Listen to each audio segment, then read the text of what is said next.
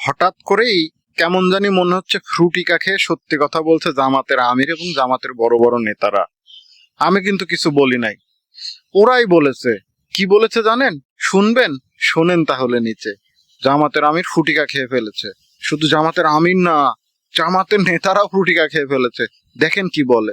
বাংলাদেশে নাকি এখন কোনো বৈধ প্রধানমন্ত্রীই নাই, সরকারও নাই, বিরোধী দলও নাই। দেখেন, সংবিধান অনুযায়ী এখন কোন সরকারি দল নাই, সংবিধান অনুযায়ী এখন কোন বিরোধী দল নাই। সংবিধানের ভিতরে যদি গণভোটের প্রভিশন থেকে না থাকে তাইলে 26 সালেও কোনো নির্বাচন নাই।